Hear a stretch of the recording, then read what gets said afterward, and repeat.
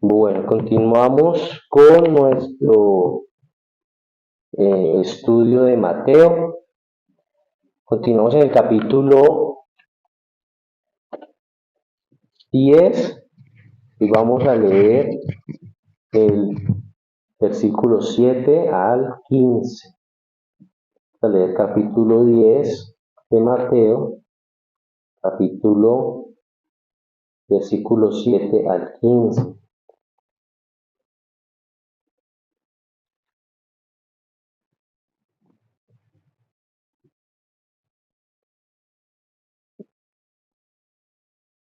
Dice: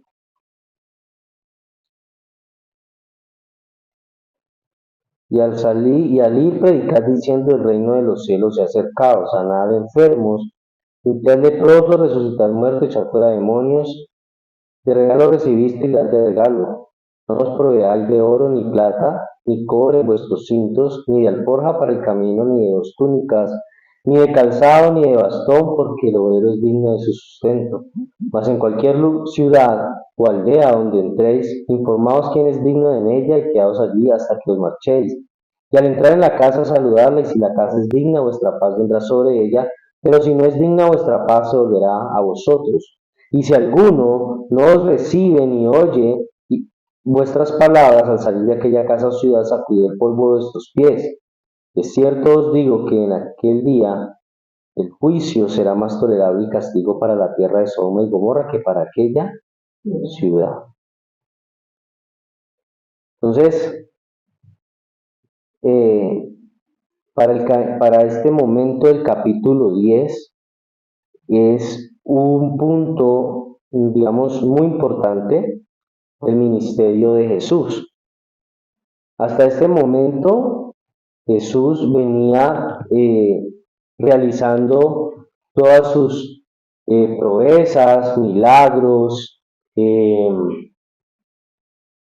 estaba predicando, había venido sanando, había venido incluso confrontando a la autoridad religiosa de su época, pero ahora él iba a compartir su misión con otros, es decir, con los discípulos.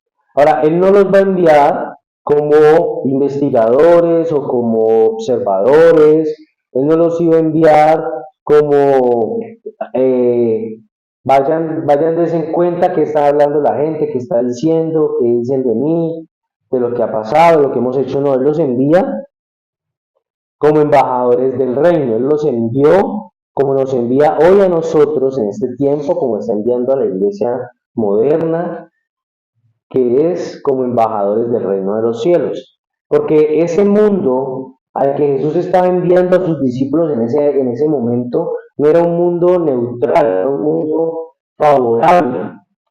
El pueblo de Israel estaba viviendo bajo una ocupación romana, vivían bajo una profunda tensión social, política, económica y espiritual. Entonces el pueblo de Israel pues venía cansado de toda esta situación, de los abusos de los romanos, de los impuestos excesivos y de los líderes religiosos que habían convertido la ley en una carga imposible de llevar. Entonces, en todo este contexto en el que Jesús se encuentra, hablar del reino de los cielos no era un tema menor, no era un tema abstracto, sino que era un tema que ha sido, es y será la proclamación que confronta expectativas, estructuras y corazones. Eso es la proclamación del reino de los cielos.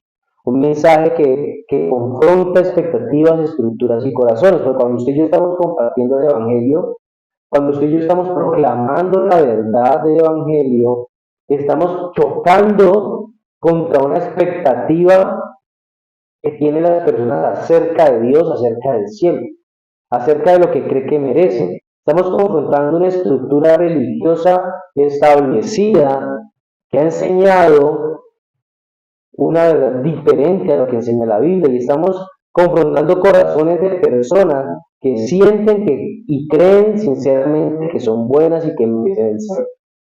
Pero vamos confrontando ese tipo de verdades. Por eso Mateo 10 del 7 al 15 nos muestra cómo deberíamos nosotros proclamar el reino de los cielos, cómo nosotros debemos hablar del reino de Dios, con qué actitud, bajo qué dependencia y cuáles son las consecuencias de aceptar ese reino o de rechazarlo. Por eso este pasaje no solamente nos enseña una, una forma de vivir como misioneros, sino que nos enseña principios teológicos que son profundos sobre la soberanía de Dios, la gracia, pero algo muy importante, y es la responsabilidad humana, porque el hombre quiere esquivar su responsabilidad ante Dios.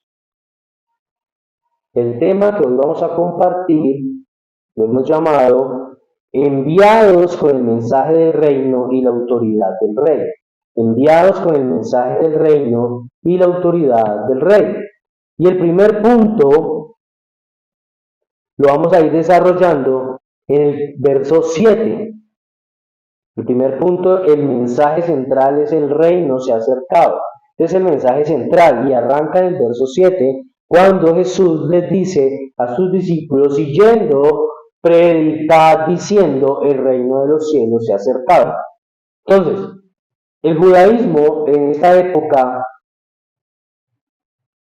en el siglo primero, para la cosmovisión del judaísmo del siglo primero, el reino estaba siendo esperado, ellos tenían una imagen del reino visible, es decir, ellos estaban esperando que el reino fuera un acto visible de liberación política. Pero Jesús redefine este concepto judío, redefine el concepto de reino que ellos tenían y lo redefine como el gobierno soberano de Dios, irrumpiendo en la historia del hombre. Por eso ese se ha acercado, como va diciendo al final el verso 7, implica la presencia activa de Dios y no solamente una mera expectativa futura de algo que va a venir. Porque el reino de los cielos se había acercado. ¿En quién? En Cristo. Pero para los judíos no, para los judíos ellos lo estaban apenas esperando. Ellos de hecho hoy todavía lo están esperando, pero sabemos que el reino de los cielos se ha acercado a una persona de Cristo. Entonces implica que se ha acercado presencia activa del Señor. Antes, en el capítulo 4, nosotros habíamos visto que el mensaje de Jesús era el mismo de Juan el Bautista, arrepentidos porque el reino de los cielos se ha acercado. Entonces los discípulos traían ese mismo mensaje que Jesús predicó. Ahora ellos lo iban a llevar a un área mucho más amplia, a un lugar más lejano de lo que Jesús lo había hecho. Y tiene que ser el mismo mensaje que la iglesia moderna, que la iglesia de hoy tiene que anunciar.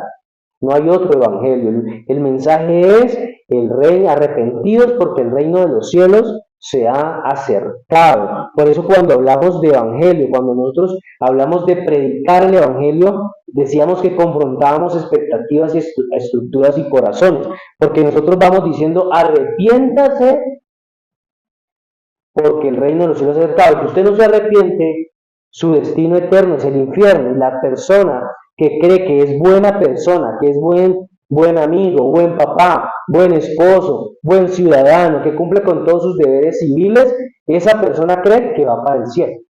Pero usted va confrontando la expectativa, va confrontando la estructura ahí en la mente de las personas y ese corazón que sinceramente cree que va para el cielo porque es buena persona. Entonces los discípulos de Jesús tenían que llevar el mensaje que Jesús predicó, era arrepentidos porque el reino de los cielos se acercaba. Nosotros tenemos que predicar ese mismo evangelio, no hay otro. Obviamente, hoy hay lugares donde están predicando un evangelio diferente. Tenemos que suponer que los discípulos iban repitiendo muchos de los temas mencionados por Cristo en el Sermón del Monte, porque el Sermón del Monte es ese mensaje que nos dice a nosotros cómo debe de ser la vida en el reino de los cielos. Desde nuestra perspectiva, Este anuncio del Evangelio no era una invitación humana al reino, no es una invitación humana al reino, sino que es una declaración soberana de Dios en la que Dios ha tomado la iniciativa en Cristo. Cuando Dios tomó la iniciativa en Cristo de que Cristo viniera a este mundo, predicara el Evangelio, llamara al arrepentimiento, muriera por los escogidos, es la iniciativa del Padre. Entonces nosotros creemos, así como lo dice Charles Spurgeon, él decía que el Evangelio no necesita adornos humanos, porque su poder reside en la verdad que proclama. Nosotros no tenemos que venir a adornar el Evangelio, no tenemos que venir a cambiar las palabras, porque tal vez lo que dice Jesús es muy duro. No, porque es que si yo le predico así a la gente rechaza el Evangelio. Entonces tengo que predicarle con amor. Tengo que predicarle a la gente diciéndole que Dios te ama. Dios no ama a los pecadores, Dios no ama al pecador, Dios no ama al pecado.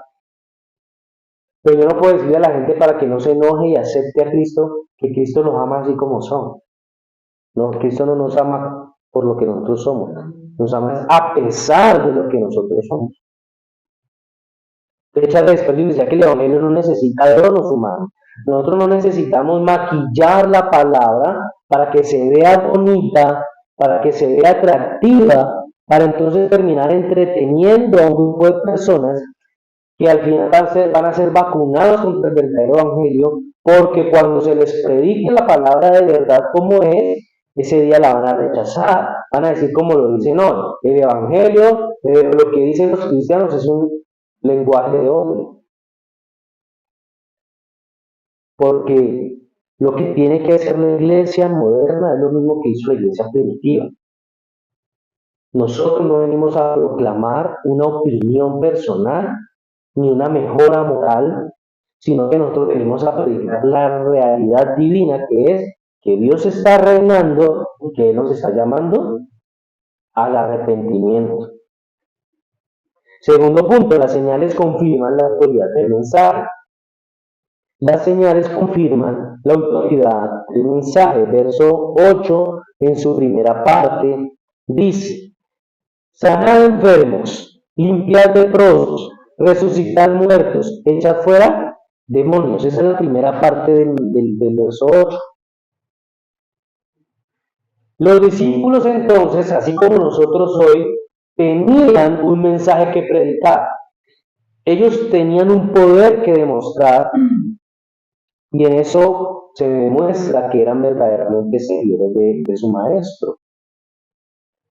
Dentro de esa época en la que ellos estaban, hemos hablado que la lepra era una persona que sufría de lepra, era excluida social y religiosamente. Es decir, una persona que era un leproso no podía estar cerca de las personas, tenía que estar por acá lejos, no podía socializar, no podía ir al templo. Las personas que estaban enfermas, siendo ciegos, inválidos, cojos, mudos, bueno, la enfermedad que fuera, esas enfermedades eran un resultado para la cosmovisión judía de que era el resultado del juicio divino. Cuando una persona está enferma era porque había cometido un pecado. Entonces Dios lo había castigado con una enfermedad. Los demonios eran tenidos como algo real que tenía una fuerza y eran tenidos mucho por los judíos. Entonces lo que venían a hacer los discípulos del Señor era a demostrar el poder que el Señor les había dado, la autoridad que Dios les había dado. Por eso esas señales de milagros que Él les dice que vayan a hacer, que salen enfermos, que limpien leprosos, que resuciten muertos, que echen fuera demonios, no eran señales de actos humanitarios aislados, sino que eran la licencia como la credencial del reino de Dios, ¿cierto? Que confirmaba que Dios mismo estaba restaurando lo que el pecado había destruido. Entonces la autoridad que se le dio a esos discípulos para poder resucitar muertos y sanar enfermos, este tipo de cosas, pues era notable, pero de hecho esto también se habla muchísimo en Hechos 9, en Hechos 20. Debieron haber habido muchísimos casos más de milagros realizados por Dios a través de los discípulos de Cristo, y aunque muchos tal vez no están registrados en la Biblia, tampoco se puede decir que durante un tiempo los estudió después y luego se les retiró. No porque no aparezcan más casos ahí. No es que después de que hicieron eso se les retiró el poder, no. O que el cristiano de hoy no puede ser instrumento de Dios para milagros. Nosotros tenemos que ser prudentes de hoy creer que Dios puede tener el poder para usar personas para que hagan milagros hoy en día. Podemos pensar que eso se puede. Pero al mismo tiempo tenemos que ser prudentes de no creer, de no ser tan incrédulos de milagros o de aparentes milagros que tan fácilmente hoy se están presentando, se están dando. Yo tengo un video de unos tipos que hayan supuestamente un hombre que tiene una pierna más corta que la otra. Y el supuesto pastor o apóstol, hace una oración y entonces la pierna empezaba a estirarse. Pero eso era mentira. Eso era mentira. Se alcanzaba a notar cómo la persona tenía la pierna encogida para poder estirar. Y muchas personas creen en estos supuestos milagros, corren a creer muy fácilmente. Por eso tenemos que ser prudentes de no creer tan fácil en tantas cosas que hoy están hablando. Hoy en día tal vez la iglesia no repite estos milagros como norma, porque las demostraciones de poder, de milagros en la época de Jesús, cuando él los realizó y cuando lo realizaron sus discípulos, era algo que se tenía que hacer para demostrar el poder de Dios a través de Cristo. Pero ya eso no es la norma hoy en día. Hoy ya no es necesario que un cojo camine bien o que un paralítico se levante o que un ciego vea. Esa ya no es la norma. El carácter restaurador del reino hoy se debe reflejar mediante la misericordia, la verdad y la compasión, más allá de obras maravillosas. Ya el poder de Dios fue confirmado en la persona de Cristo. Tercero, la gratuidad del reino revela la gracia soberana de Dios. La gratuidad del reino revela la gracia soberana de Dios. En la segunda parte del verso 8 dice, de gracia recibisteis, dad de gracia. ¿Por qué decía Jesús esto? Porque en su época los rabinos solían cobrar por la enseñanza que daban. Ellos cobraban. Habían supuestos exorcistas y sanadores ambulantes que también se lucraban de la necesidad del pueblo. En la época de Jesús, por la decadencia espiritual en la que estaba el pueblo, muchas personas sufrían de demasiadas enfermedades y de posesiones demoníacas. Entonces habían exorcistas y sanadores ambulantes que eran itinerantes, andaban de pueblo en pueblo y cobraban. Entonces Jesús lo que acaba de hacer aquí es prohibir que se haga lo mismo. Él dice, o él está prohibiendo que se convierta el reino de los cielos en mercancía, en un producto de oferta y demanda. Así que desde nuestra teología podemos ver que aquí lo que se está afirmando es que la salvación es por gracia, no es por obras, no es por méritos humanos. Entonces Jesús no le cobró a los discípulos por darles ese ministerio. Él les dijo, yo les voy a dar a ustedes una clase para hablarle a la gente y de cómo sanar enfermos, cómo levantar muertos, y les voy a cobrar por eso. No, él no hizo eso. Él esperaba que ellos hicieran lo mismo que él. Ellos recibieron de gracia un ministerio y de gracia ellos debían de dar ese ministerio a otras personas, a otros hombres, porque aquí lo que se está diciendo o lo que vemos aquí, que el principio fundamental Para los que seguimos a Cristo es que si de gracia recibimos, de gracia damos. Ese es el principio fundamental para los que seguimos a Cristo. Es sin cobrar. Pero muchas personas hoy están cobrando. Hay muchas personas que cobran por ir a predicar a otra iglesia. Hay muchas personas que cobran por una noche de milagros. Cuando se le dicen parten, ofrenden y hagan esto, lo otro, están cobrando. Están cobrando. La misma estructura eclesiástica de muchas iglesias hoy en día es como una empresa que cobra. Y así así no inició la iglesia primitiva. Jesús no cobró, los discípulos no cobraron, nosotros no podemos cobrar. El evangelio no se vende ni se compra. El evangelio no se negocia. Por eso la iglesia debe cuidarse de caer en ese error de mercantilizar o de mercadear la fe. Hoy vemos mercaderes de la fe. Hoy vemos personas que dicen ser pastores, que son mercaderes de la fe. Están negociando con la fe de la gente. Están haciéndole creer a las personas que si llevan una cantidad de dinero a la iglesia, Dios les va a cumplir un milagro. Están negociando con la fe. Y si el milagro a la persona no se le da, si la sanidad no llega, si la prosperidad no llega, si ese empleo no llega, si ese aumento de sueldo no llega, o si la persona se enfermó y se murió, fue porque le faltó fe. En ese engaño están cayendo muchas personas hoy en día, porque las personas que están cayendo en ese engaño no están yendo a la iglesia por buscar al Señor, por aprender de Dios, sino que van porque están buscando un milagro. Están buscando que se les llene el estómago. Por eso esas personas nunca van a conseguir nada. Esas personas nunca van a conseguir el milagro que tanto anhelan. Porque el Señor es claro cuando dice que poner primero la mirada en el reino de Dios y su justicia. Si usted va buscando la bendición antes que el que bendice, usted no va a recibir nada de parte de Dios. Cuarto, la dependencia total de la providencia divina. La dependencia total de la providencia divina. El verso 9 inicia diciendo,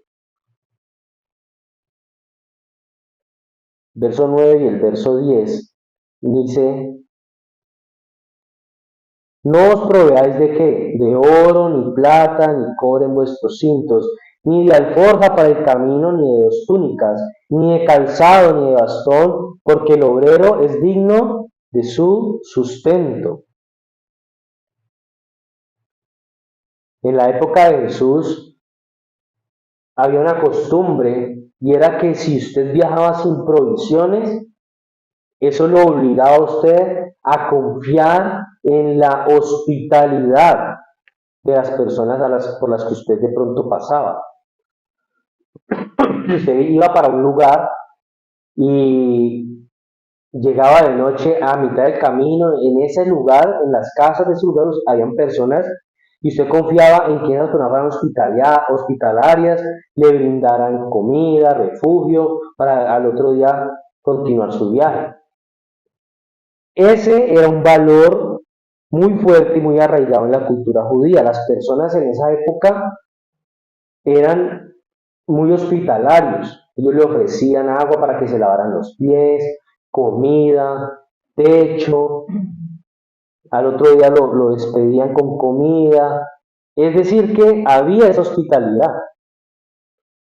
Por eso ellos tenían un principio conocido que el obrero era digno de su salario.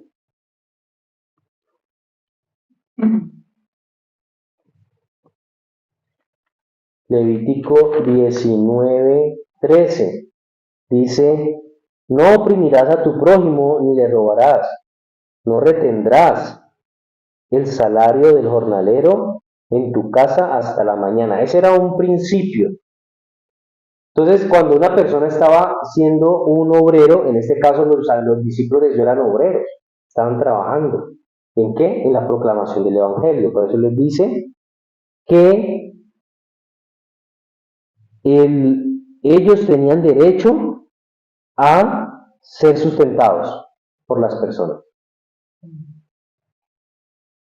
Ellos debían esperar a que Dios pudiera satisfacer sus necesidades durante ese caminar, durante ese viaje, pero sin preocuparse por sus propias necesidades. Es decir, ellos estaban preocupados era solamente por ir a hacer su labor, a hacer la obra del Señor, confiados de que las necesidades de techo, alimento, bebida, ropa, las iba a suplir ¿quién? El Señor. Entonces, ellos no estaban preocupados por sus necesidades, ellos sabían que Dios estaba allí, ellos debían esperar que Dios suplir esas necesidades por medio de la hospitalidad de las personas a las que ellos visitaban. Por eso, nuestro Señor Jesús decide darles a ellos la oportunidad de que vivan una experiencia o que vivan la experiencia de la providencia de Dios y enseñarles a confiar en esa providencia. Nosotros tenemos que aprender a experimentar la providencia de Dios, a confiar en ella. No podemos desconfiar de que Dios tiene para nosotros el dinero que necesitamos para pagar el arriendo, para el mercado, para el transporte, para las deudas. Si confiamos en la providencia de Dios, vamos a experimentar esa providencia. Por eso aquí Jesús estaba hablando con palabras que eran familiares para ellos como judíos. En el Talmud se dice que nadie puede ir al monte del templo con bastón, zapatos, fajas, dinero, pies empolvados, porque la idea de que un hombre entrara al templo era clara, era que ellos habían dejado todo lo que se suponía era el mundo, comercio, negocios, trabajo, todo, para venir limpios, por decirlo de alguna forma, al templo. Entonces ellos dicen, lo que quiere decir Mateo aquí, es que no tomen nada, que no tomen alforjas, que no tomen dos túnicas, que no tomen calzado ni bastón. No solamente les está diciendo que deben buscar un equipo apropiado para viajar, sino que le está asegurando a los discípulos que no es necesario hacerse a un fondo económico o algo especial para ir a hacer la misión. Ellos pueden ir así como estaban, pero tenían que ir porque la misión era urgente. Aquí lo que el Señor nos quiere enseñar es que la misión que tenemos, la misión que ellos tenían, la misión que tenemos nosotros, no se sostiene por nuestros recursos materiales o los recursos que nosotros podamos tener, sino por la providencia soberana de Dios.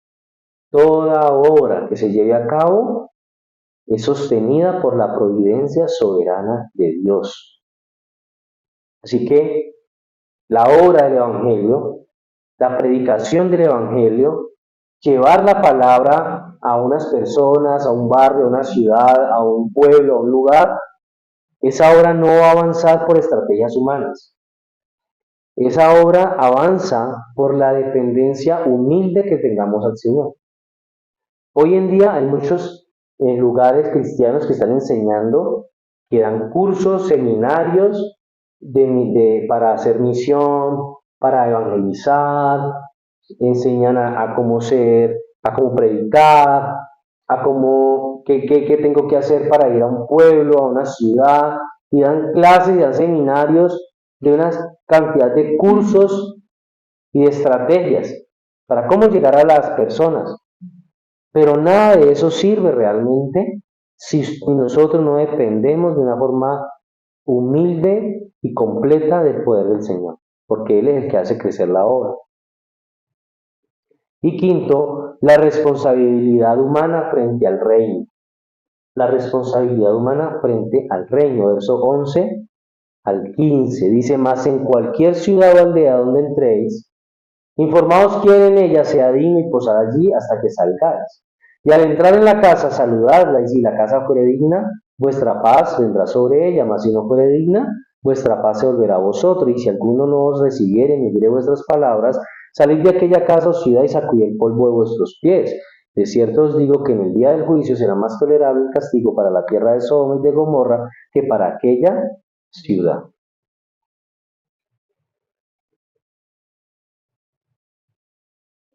Sacudir el polvo de los pies, el calzado, era un gesto que utilizaban los judíos para salir de un lugar, de un territorio gentil. Ese sacudir los pies, el polvo de las sandalias, estaba simbolizando al que había un juicio y una separación espiritual con ese lugar.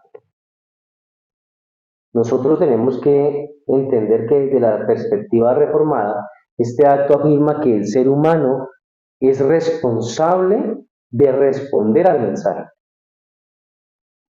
y que Dios es soberano en la salvación. Dios ha escogido a quien va a salvar, pero todas las personas son responsables de responder al mensaje. No podemos esquivar nuestra responsabilidad ante, ante Dios para recibir la palabra del Señor. Estos discípulos cuando llegaban a otras personas, ellos debían ser obreros en medio de esas personas. Ellos tenían que trabajar dentro de esas personas en lo espiritual, que era su objetivo, ¿cierto? Llevar la palabra, enseñarla, llevar a la gente al arrepentimiento, pero también tenían que realizar un trabajo manual o secular. Entonces usted puede imaginar a los discípulos predicando la palabra, orando por y con la gente, enseñando la palabra, pero también ayudando con el trabajo de pronto, si eran cuidando ovejas, si era sembrando algo agrícola. Entonces ellos tenían que trabajar en la obra y al mismo tiempo ellos ayudaban con los trabajos materiales. Así que uno podía pensar de que los 12, ellos podrían esperar muy fácilmente que esas necesidades físicas que ellos tenían fueran satisfechas por medio de la gente que les servían, pero ellos nunca podían exigir que les dieran techo, comida, ropa o sandalias. No, ellos no podían exigir nada de eso. Esas necesidades fueron satisfechas y fueron concedidas como gracia de parte de Dios para ellos y nunca como una forma de pago. Nunca como una forma de pago. El principio vuelve a ser el mismo. De gracia recibiste, das de gracia. Yo veía un pastor por ahí en internet enojado porque había ido a una iglesia muy grande y de ofrenda había recibido $200. Y él dice que si acaso es que él se merecía apenas $200. Que si él siendo la persona que era se merecía apenas $200. ¿Qué estaba haciendo? Estaba cobrando. La idea es que él no recibiera ningún valor, porque de gracia recibimos, de gracia damos. No podemos ir a un lugar exigiendo que nos paguen, que es la modalidad que hoy se ve.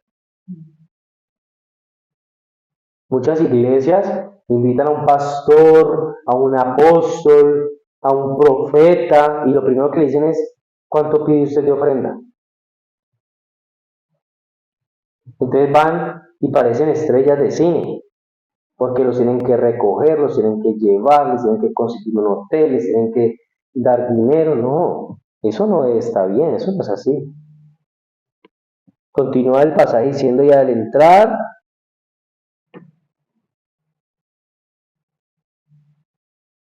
dice, y si la casa fuere digna, pero dice el pasaje más, en cualquier ciudad o aldea donde entréis, informós quién es digno en ella, y quedaos allí hasta que os marchéis.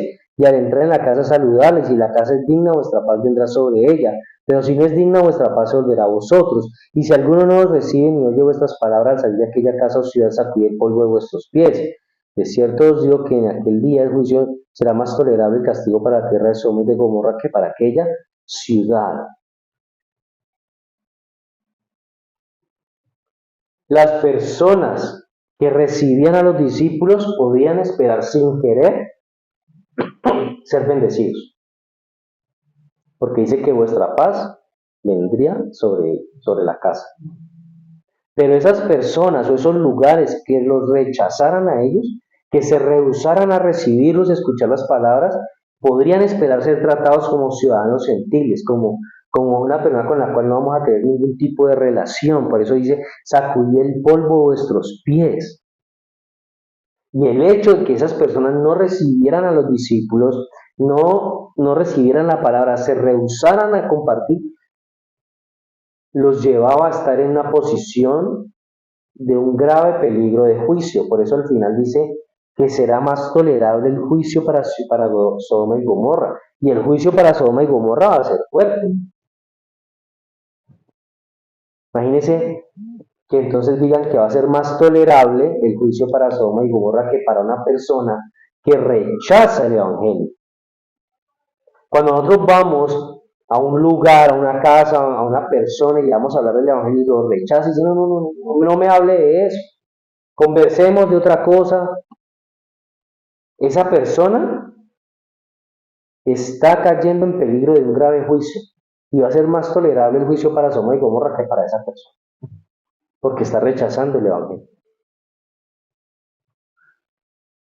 Cuando el Señor les dice a ellos que buscaran quien fuera digno,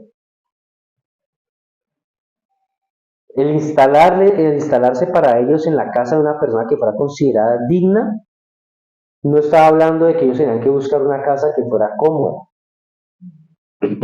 Y el Señor no les quiso decir a ellos que buscaran la casa más bonita, la más grande, la mejor construida, la no. Él solamente está hablando de la persona. Podría ser tal vez la casa más pobre, más humilde, más sencilla, pero si ahí había una persona digna de recibirlos, es allí donde ellos tenían que quedarse. No en el hotel 5 estrellas del pueblo, no en la casa del más rico de la aldea, no. Era en la casa de la persona que fuera digna de recibirlos a ellos. Por eso es importante que tengamos claro que cuando usted y yo estamos predicando el Evangelio, las personas que rechazan el Evangelio tienen que entender que eso no es algo sin importancia. Porque hoy rechazan el Evangelio porque creen que no es importante. Tienen que tener claro que rechazar el Evangelio trae consecuencias eternas.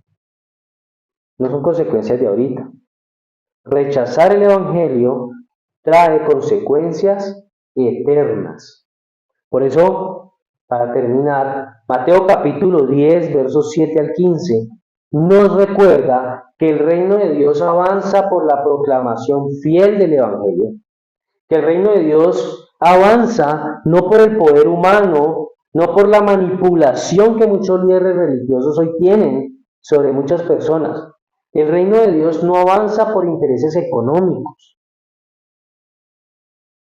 El reino de Dios avanzó, avanza y seguirá avanzando porque Cristo sigue enviando a sus siervos con un mensaje claro, una dependencia total y una conciencia sobria de que no todos van a estar dispuestos a recibir la verdad. Lo voy a volver a repetir, cuando el Señor nos envía a nosotros, nos envía con un mensaje claro, que es la dependencia total al Señor, pero también con la conciencia sobria de que cuando vayamos a predicar el Evangelio, no todos van a estar dispuestos a recibir la verdad.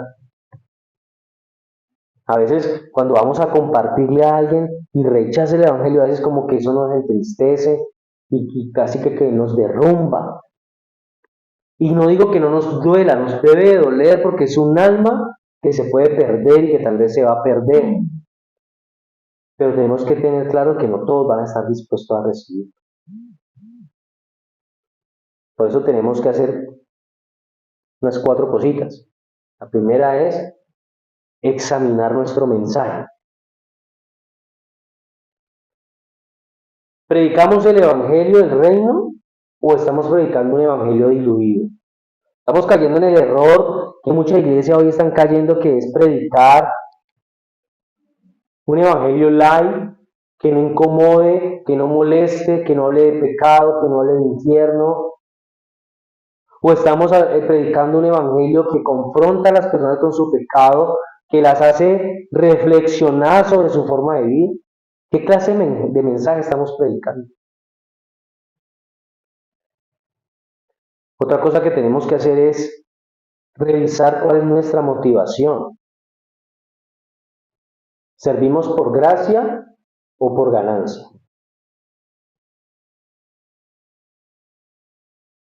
Muchas personas hoy no están sirviendo por gracia, están sirviendo por ganancia. Y eso habla mal del Evangelio, eso deja mal parado el Evangelio. Por eso hay muchas personas hoy critican a esos pastores que salen en camionetas costosísimas. Y muchas personas que van a la iglesia sin el pasaje, se van a pie. Y termina saliendo el pastor al final del culto en una camioneta de gama alta. ¿Está sirviendo por ganancia o por gracia? ¿Estamos sirviendo por la gracia que hemos recibido o estamos sirviendo porque queremos esperar reconocimiento, fama, que nos vean como los más espirituales, como los más santos? Porque tal vez no estamos recibiendo plata, pero estamos recibiendo que nos inflen el ego. Puede pasar que muchas personas lo hacen por eso. Tercero, tenemos que renovar nuestra confianza. Dios está y seguirá sosteniendo a sus obreros. A veces no queremos servir, no queremos ir a la iglesia porque tal vez la obra no crece, no avanza, no se están dando los resultados que quisiéramos, pero el que sostiene la obra y el dueño de la obra es Dios, no nosotros.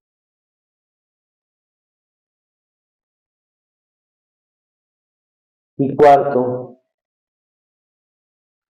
mantengamos mantengamos la fidelidad, no los resultados. Tenemos que mantenernos fieles al Señor por fidelidad, no por resultados. Nuestra responsabilidad como creyentes es anunciar, es proclamar el Evangelio, es decirle al mundo que Dios es el que salva. Esa es nuestra responsabilidad primordial. Acéptenlo o no lo acepten, gústele o no le guste, estamos cumpliendo con nuestra responsabilidad de anunciar a Dios el mensaje del Evangelio, que el reino de los cielos se ha acercado, que se arrepientan. Porque el éxito del Evangelio no se mide por la aceptación que tenga, no se mide por el número de personas que asistan cada domingo a la iglesia, sino por la fidelidad que le tenemos al Rey que nos envía. En eso radica el éxito del Evangelio. Tal vez hay iglesias a reventar de gente, pero tal vez la gran mayoría de esas personas no se van a arrepentir. Puede haber iglesias pequeñitas donde las que van son poquitos, pero sí se han arrepentido. Sí están sirviéndole a Dios de corazón. Entonces, nosotros buscamos la fidelidad, servir con fidelidad al Rey que nos ha enviado. Amén. Vamos ahora.